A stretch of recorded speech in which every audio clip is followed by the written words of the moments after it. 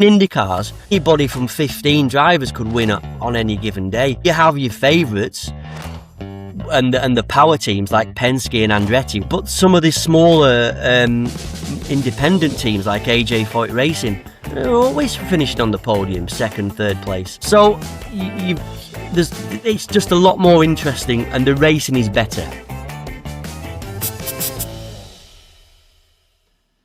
Yes, guys, welcome back to this week's episode of the We Racing podcast. I've got a smile on my face today because I'm really excited about today's episode, as I'm sure you are as well, Matt. We have got our first very special guest, and I want to say very, says VVIP guest with us today. Obviously, can't wait for you guys to see who we're talking about. I'll let you do the introduction, as you actually signed this person. So please everyone, welcome Phil. Phil is our finisher because he always finishes the races. He's always pushing till the checkered flag. He was actually our first driver that was driving for We Racing. So welcome Phil to We Racing podcast. Hi, well, thanks for having me. Thank you. Guys, I don't know how much about Phil you guys who are watching know, but for those of you who don't know, Phil's one of the fastest drivers at the Three Sisters racing track, multiple podiums and wins in the previous season, so close to clinching the championship last season as well, individual and for the team. So an amazing driver with years and years of experience. How have you been, Phil, in the last, can we call it an off-season, since the off-season started? Well, yeah, it's been okay. I had a couple of maybe 5 or 6 weeks not driving the go-kart because after losing the championship last year, I was kind of, just a little bit down about it. And so I just needed a little bit of time away. And then I actually said to Matt, I'm going to go for a practice because I hadn't driven for about 6 weeks, and I said I'm going to go for a practice, and so he said, I'll come and see you, and then I got on the track, and I was I think I topped the timesheet. It just I kind of needed a little bit of time out of the kart, and I feel back to my best now, because I wasn't driving my very best the last couple of races of the season last year. So, but yeah, it was good to get back in the kart and just feel it again and see some good numbers. So yeah. Phil, did you have withdrawals? No, not really. I honestly, I was so fed up with the way that it went at the end of last year that I just I didn't want to look at a go-kart. So I see. Yeah, I just needed a bit of time away, and then obviously I went to help Harley out in the winter race too. But no, I've not been in the go-kart very much, but it was nice to get back in and nice to know I could still drive one because I wasn't sure about at the end of the year last year. I mean, I was going to touch on obviously the championship a bit later on, but since you've mentioned it, I might as well talk about it now. Yeah. I'm really intrigued to know that time away that you took, because obviously spoke to you after that race happened, and obviously you had a bit of time off. I mean, what was it about the time off that you had that made you feel better prepared to come back and give it 100%? It just, I'm kind of not the youngest guy anymore, and like I was aching and bruised, and I think it's just we were racing so much, and we were at the track like nearly every weekend and doing stuff, and I think you almost just kind of go because you sort of make yourself go rather than you want to go, and it's just like anything else, if you just take a little break from something, whether it's like when you're studying at university or whatever, if you just have a little break, you kind of come back a bit stronger and a bit more relaxed, and because like my knees were aching a little bit from all the bashing around you get in the karts, and so I wasn't able to run as much because I like to run a lot. I run kind of 20 miles a week and stuff, and I wasn't kind of able to do that because I was stiff and stuff, and so it was just nice to get back into my exercise routine again and just get ready for 2026 really, because it was a little bit disappointing 2025 because we ran really, really quickly, but stuff out of our control kept happening, stopping us from winning more than the one race that we won. So it's kind of like a build-up of frustration really, because we probably deserved a little. I'm not feeling sorry for myself, but we probably deserved slightly better results than what we got. I would say that's probably fair. I agree. Yeah, I think there's quite a general consensus that we probably should have had a few better results in the end. But like you say, a lot of uncontrollables. I mean, I'd like to go back to the start. And when I talk the start, the very, very start, in terms of where your love and passion for racing came from. What sort of spurred that on for you? Well, my dad used to race karts when he was younger. And I guess it's just from him. He always used to love the Indianapolis 500 too, and that's one of my favorite day of the year. Is the Indy 500. So just my dad really. And I used to like. He took me to Grand Prix in the sort of like late 80s and stuff. And I was really fortunate enough to go across to America and watch the Indy cars and NASCAR and stuff. And then we got to meet people within the industry just by chance. And yeah, you know, it's just become kind of part of my life really. I've got lots of friends that are actually professional racing drivers and people that work. You know, while Matt came to one of the races with me at Silverstone in the European Le Mans series, is just fortunate enough to have kind of met really good people in the motorsport industry and been able to race myself. But it come from my dad. It come from my dad's kind of he always loved it.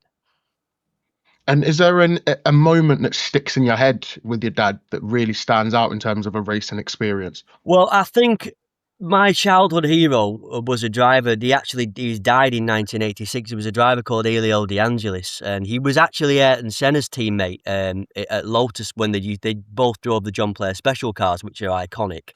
And so my dad took me to the British Grand Prix in 1985. I mean, how old I've been? 1985, 6, 5, not very old. But that was my very first Formula One race that I saw, and I met Elio De Angelis, because back then you could kind of meet those drivers in the paddock. They were walking around. Formula One's nothing like it was 30, 40 years ago. It was very open, you know. And so I met him and I got a photo with him and I got his autograph.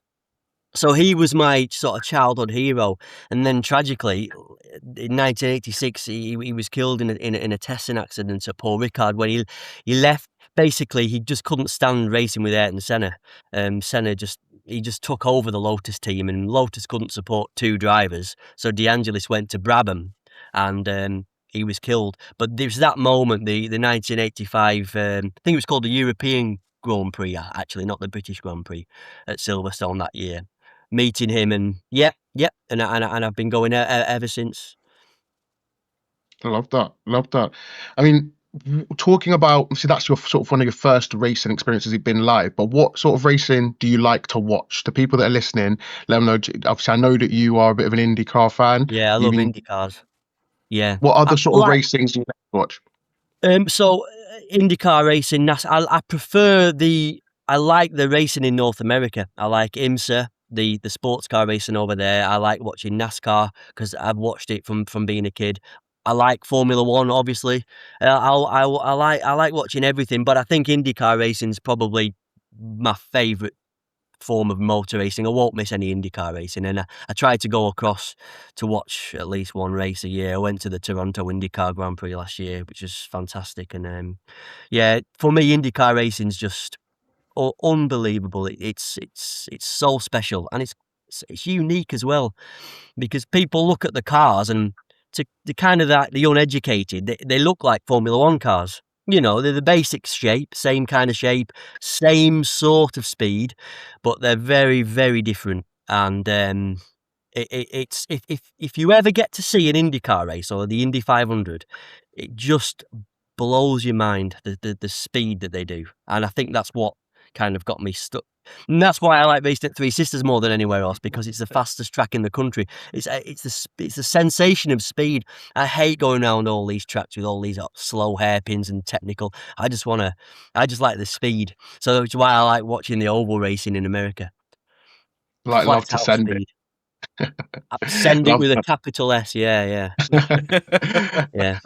Obviously, you mentioned that the Indy cars are quite similar to the Formula One cars to the Well, they uneducated look eye. similar, Jace. They look similar, Look but they're similar not similar.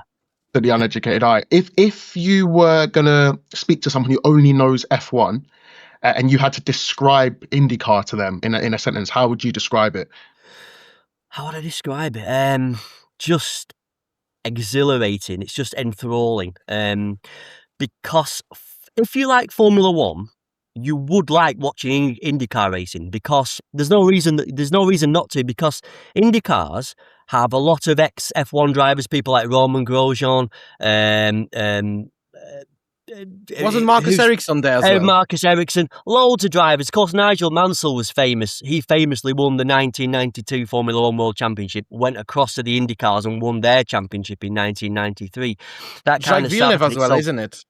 sorry, Kimmy, what did Jacques you say? Villeneuve was in Jacques there. Villeneuve, well, he started in IndyCars and then he went to F1. Yeah. Yeah, he won the Indy 500 in 1994. But going back to what you were saying, Jace, IndyCars, an F1 fan that's never seen IndyCar racing, they race on the same tracks as Formula One. They race at Kota and places like that. So the driving standards are extremely high. The huge professional drivers, but a lot of them have come from American background racing, although Europeans are going over there now because they can't get Formula One seats. But the thing about Indy cars you've got to be good everywhere. You can't just turn up and be good on ovals. You've got to be good on the street circuits, you've got to be good on the kind of regular F1 type of circuits, and you've got to be very good on ovals. To be successful, and it's the kind of diversity of it. It's the different disciplines within the championship, and you've got to be good at all three of those types of racing, or you won't be successful racing Indy cars. You've got to have nerves of steel as well, because at the Indy 500, those cars are doing 240 miles an hour down the straight, and they hardly lift going into the corners. It's like a 2.5 mile oval. I think the banking's like 11 degrees. They don't really lift. They're at the average. The pole time for the Indy 500 is something like an average lap up speed of 233 miles an hour. I think last year, average 233. It's insane. But that's the thing. Once you've seen that, and you've felt it through your feet as they go past, there's just no going back. Don't get me wrong, F1 is incredible. Watching Formula One cars fly around Cops Corner at Silverstone, or watching LMP1 cars or whatever, it is amazing.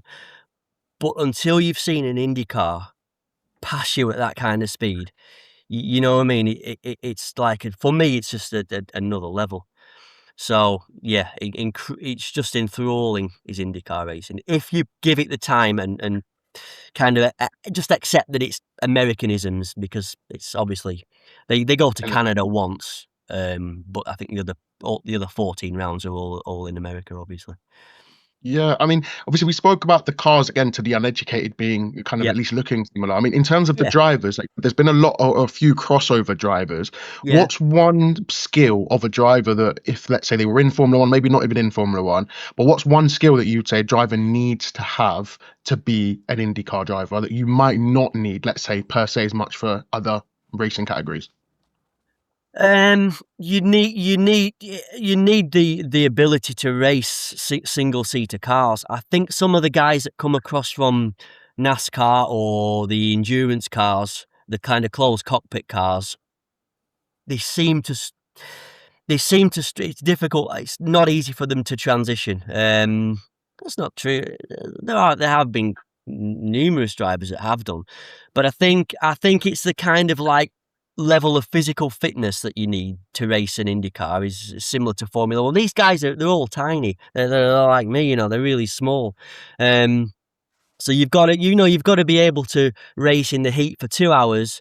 Kind of non-stop. There's no, you don't jump out of an Indy car after an hour and 20 minutes to do a driver change. You might be in the car for closing on for 2 hours. So it's similar to Formula One in that way. Obviously they're in the tight little cockpits. All the equipment's the same. The crash helmets, everything's the same spec that way. The kind of racing suits. So it's basically just The cars are not as technically advanced as Formula One cars. The actual outright top speed of an Indy car is faster. It's pure grunt is faster, but they don't handle like a Formula One car. They don't have the aerodynamic technology that Formula One car has. They're nowhere near as technically as advanced as a Formula One car. So Formula One cars fly around corners quicker than Indy cars and stuff. But just for pure power and speed, Indy cars are quicker because they're powered by they're 2.2 litre V6 twin turbocharged engines in Indy cars, and teams can either choose to race Honda or Chevrolets engine wise. So it's a different engine altogether. It's a more basic older technology. So you've got to kind of wring the neck of them to drive them, and maybe with an F1 car you probably need a bit more finesse. Finesse, for sure. From more of a creative standpoint, if you could change one thing about IndyCar today, what do you think that would be? When you say, how do you mean creative, Jace? Like what, the appearance So- of the cars or the tracks they run on? How do you? No, I'm just saying, let your creative mind run wild. If you were going to change maybe a rule or an aspect of IndyCar as a whole, if you could change something as, let's say, the president, what would you change in the sport? I think I'd like to see more manufacturer involvement. There's only one company that make the chassis. So Dallara makes it's like a standard chassis, the Dallara chassis. So every team has to run the exact same chassis, and every team has a choice of one of two engines, as I just said, either the Chevrolet or the Honda. I think I'd like to see more diversity. I'd like to see because Lola used to build chassis for Indy cars. Reynard used to build them. Penske used to build their own chassis. So it's kind of like almost a spec formula apart from you've got two choices of engine. So I think I'd like to see different manufacturers bringing in, coming in to make, maybe even if it was just one more chassis manufacturer and maybe another engine manufacturer as well. So there's just a little bit more choice and a bit more diversity. But things are changing in Indy cars. There's going to be a big rules package. They've been racing basically the same chassis for I don't know 15, 16 years now. They've been updating it, but it's basically the same kind of tub. They've obviously put the halo. So Indy cars have like the windshield rather than the halo device. They decided they tested the halos like in F1, but they decided they kind of wanted the shield that goes around instead. That was the common consensus amongst teams and drivers.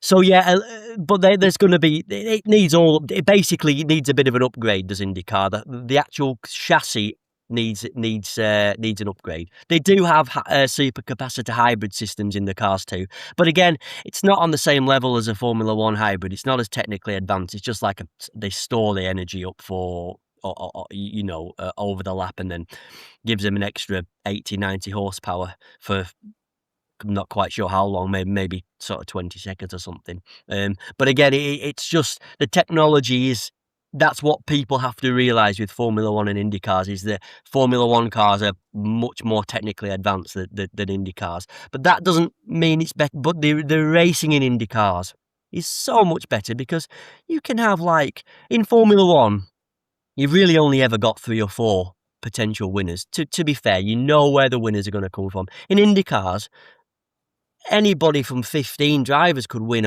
on any given day. You have your favourites and the power teams like Penske and Andretti, where Colton Herta's come from. But but some of the smaller independent teams like AJ Foyt Racing are always finishing on the podium, 2nd, 3rd place.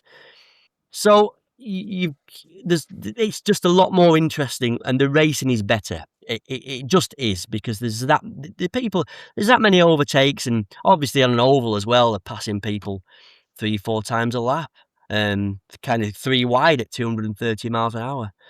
So the racing is more intense. It's just different. Do you think it gets enough respect outside the US? No, it doesn't. Why do I you think that can't. is? Well, I don't know. I don't know what it is because I can't believe that.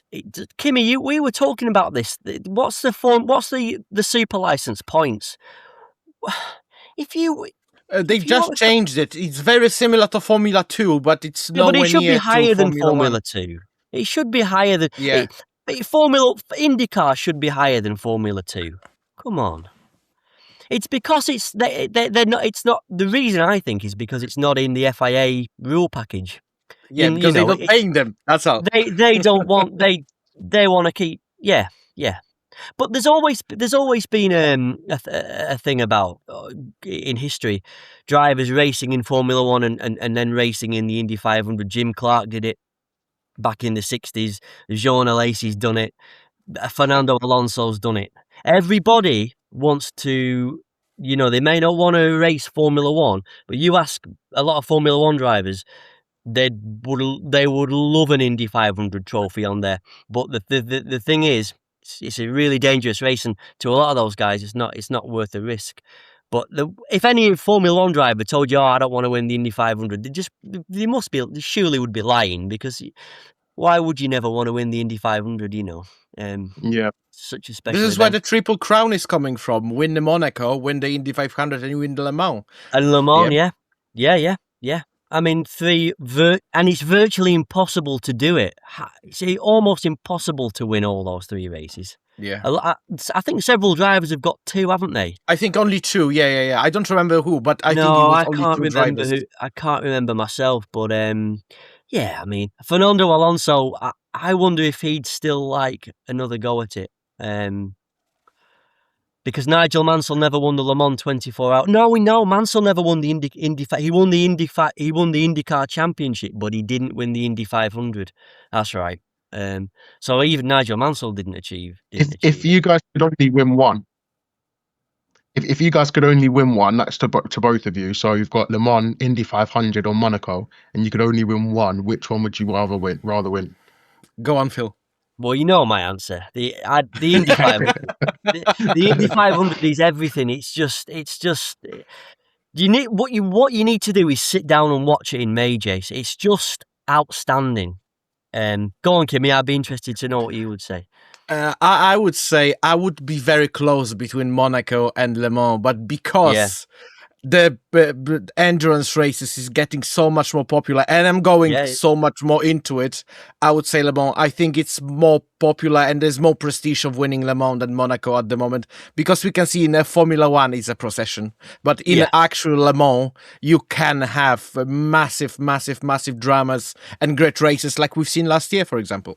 And I've been lucky enough to attend the Le Mans 24 hours several times with a team, and yeah, it is an incredible race. I mean, when I say the Indy 500, there's that if someone kind of put a gun to my head, that would be the race I would choose to win. But it's close, because you why would you not want to win Le Mans if you're a professional driver? Because it's just an incredible event. And I love them all, and I still like watching the Monaco Grand Prix, even though it's a procession. I enjoy watching the race.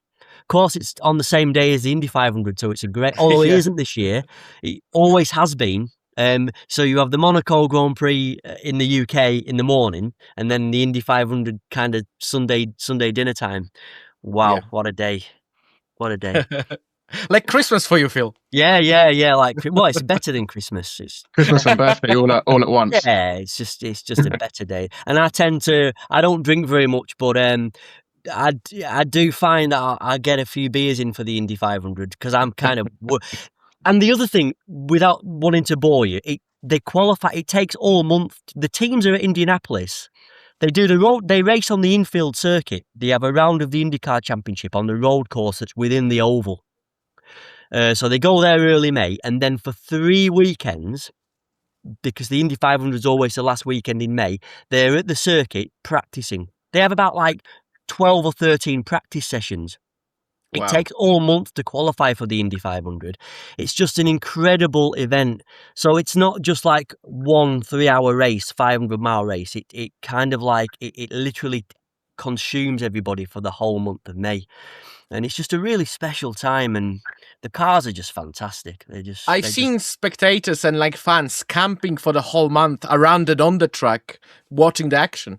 It's the biggest single spectator event in the world, Kimmy. I think there's 250,000 spectators on race day. Wow. So it's the grandstands. So the circuit's 2.5 miles around the oval, and down the main straight, the start-finish straight, they have like a 2-tiered grandstand that runs the entire distance of the straight round the corner, and then they also have one on the infield, the inside of the circuit where the pit lane is. It's just it is actually, and I'm definitely correct. You can fact check me if you want, but I'm sure it's the biggest single day sporting event in the world, the Indy 500, and then millions of people watching on TV as well. So yeah, heck of an Okay, event. guys. So we're gonna switch the vibe a little bit. I've got a game for you guys. Okay. Now it's called. Let me put this up. Red light, green light.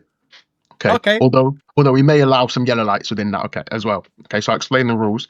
Essentially, I'm going to give you a statement situation, and you have to give me either a red light, as in no go, a green light, as in yeah, and I might allow a yellow light, which is we're on the fence. Okay. Okay. Got it, Phil? Okay. Yeah. Cool. So the first one, nice and easy. Drivers wearing a wetsuit over their kit when it rains. In karting, green light, because I do it. I don't like it, but I do it. Green light. No, I would say amber, simply because I've competed in one very wet race once, and just simply to save the weight, because I'm already heavy, I was racing in shorts and t-shirt.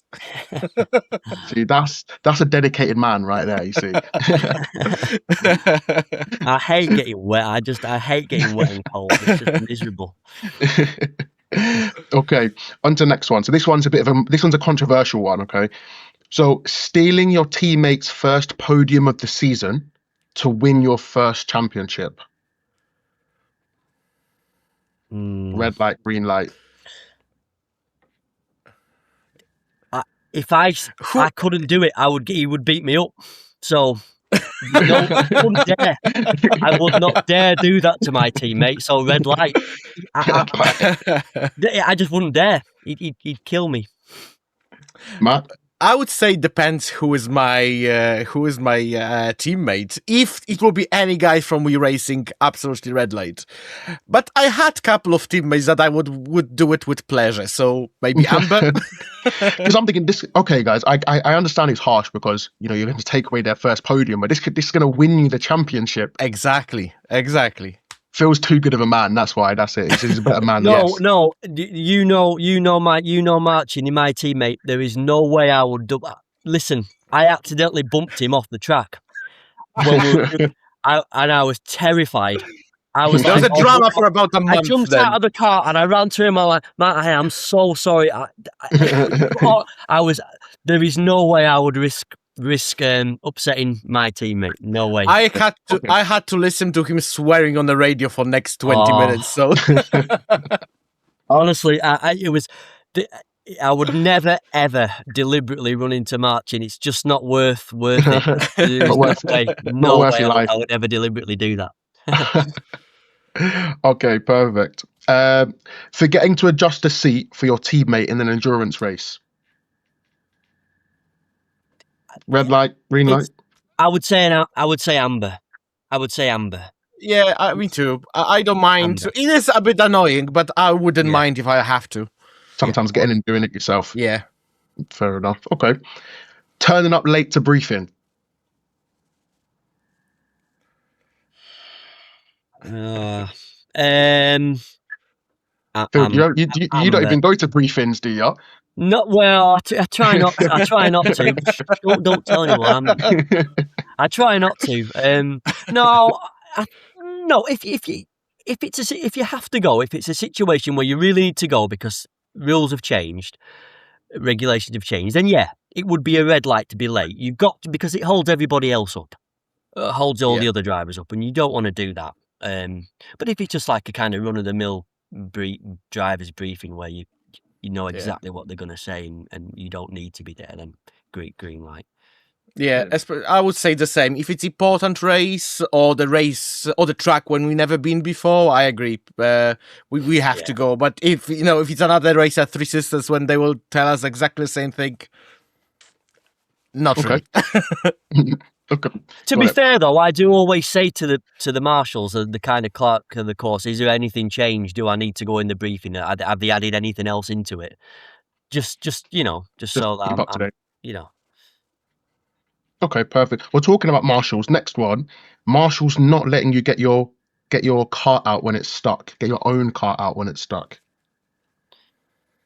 So, a red light would be that would be annoying. Is what you're saying? It would be annoying for me if I'm a red light. A red light. I would say amber, simply because it depends where on the track. If it's well lit, it's bright, and people can see me, that's fine.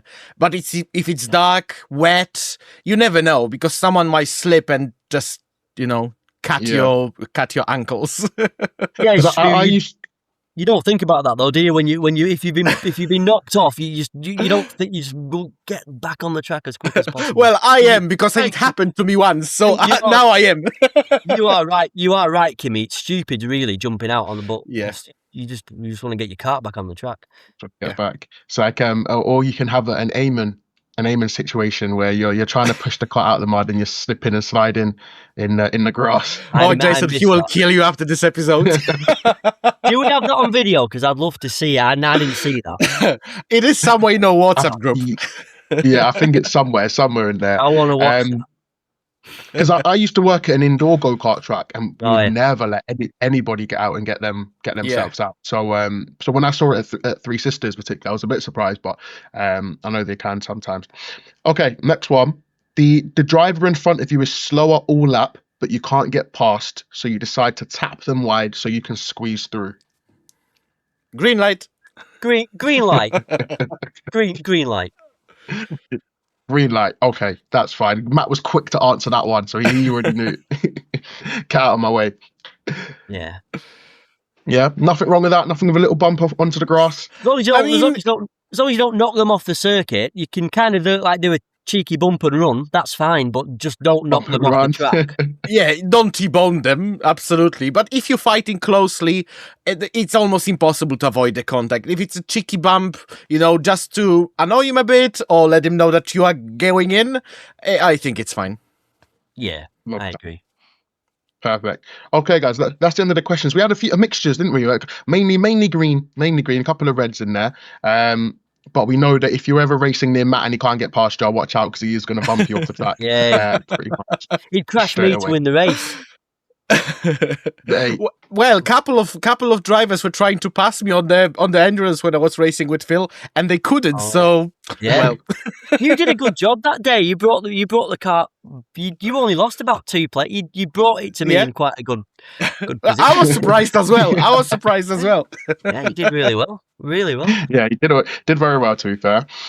Okay, guys, just coming to the end of the episode now, but I mean, just a few other points I wanted to touch on with you, Phil, before we finished up. Obviously, you are sort of known as the experienced driver in the team that we race in. I mean, what does that mean for you? I mean, do you take on any extra responsibility? Does it feel special for you?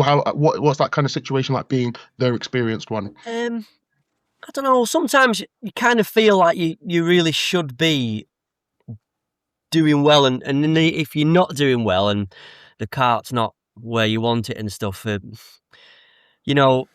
I sometimes, I think I shouldn't be complaining and moaning about it. But I really, really enjoyed going to the track when Harley and Eamon were kind of starting racing outdoor karts, and just spending time with them on the track and getting them up to speed. I took Eamon out for an hour on a wet track and found him loads of time, and Harley too. We went out early.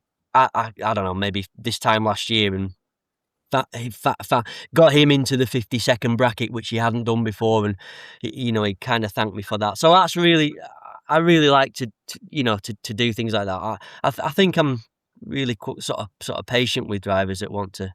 I'd spend hours and hours with the guys on the track. You know, if they thought I could help and they wanted my help, but then I'm always prepared to meet them and go and do it. And probably they'll all be quicker than me this year. So I should hope so. probably backfire on me. Probably backfire on me. Fire. Okay, Phil. Well, thank you so much for joining us this week. It's been a great episode, but Thanks. I've had a great time.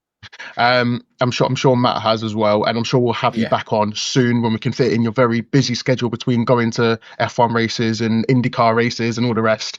We'll try our best to fit you in.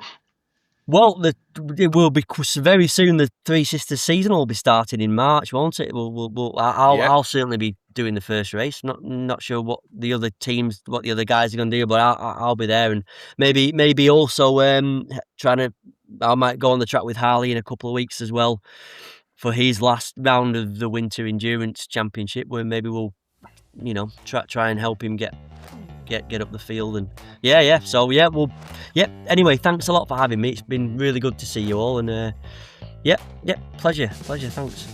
No worries, guys. Well, that's the end of the episode, guys. Thank you so much for listening and or watching. Don't forget to follow us on all our social medias, download us on Spotify as well, and until next week, that's it. Have a good week. Thanks, guys. See ya. Cheers.